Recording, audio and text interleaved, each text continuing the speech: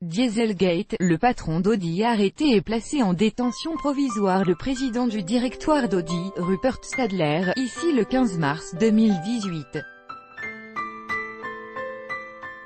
Reuters, Michael Dalder suspecté de fraude et de publicité mensongère dans le cadre de l'enquête sur le scandale des moteurs diesel truqués. Le président du directoire d'Audi, Rupert Stadler, a été arrêté ce lundi et placé en détention provisoire. Le parquet de Munich justifie l'incarcération du patron d'Audi par le risque de dissimulation de preuves.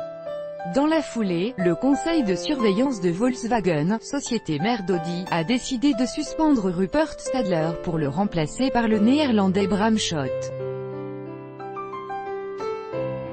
Rupert Stadler, qui dirige le groupe automobile bavarois depuis 11 ans, a été mis en cause fin mai dans le cadre de la découverte d'un logiciel capable de fausser les niveaux d'émissions de gaz polluants de moteurs diesel.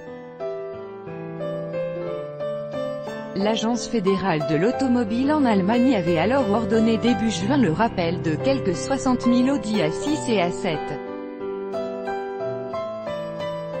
Parallèlement, des perquisitions avaient eu lieu fin mai au domicile de Rupert Stadler et d'un autre membre du directoire, après d'autres menées en février, mars et avril au domicile et lieu de travail de responsables d'Audi en Allemagne, dont le siège du constructeur à Ingolstadt, Bavière.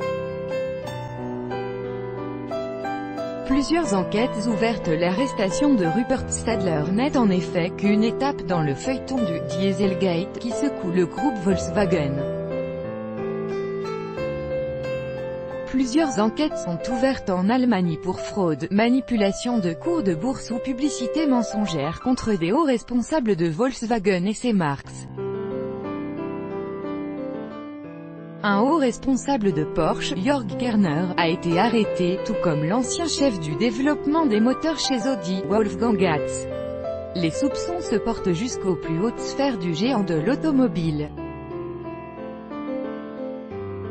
Martin Winterkorn, le patron de Volkswagen au moment où a éclaté le scandale, est aussi dans le viseur, tout comme Matthias Müller qui l'avait remplacé, avant d'être débarqué à son tour.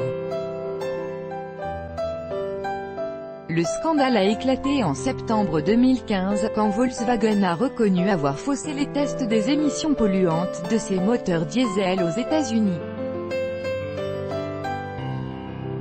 11 millions de ces voitures diesel sont concernées, dont 600 000 sur le territoire américain. Aux États-Unis, la marque a dû débourser 22 milliards de dollars pour régler le contentieux.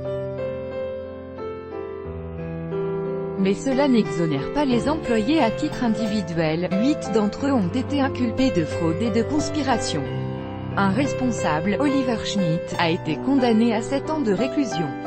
Il avait plaidé coupable, reconnaissant avoir menti au gouvernement fédéral et violé la loi sur la protection de l'air.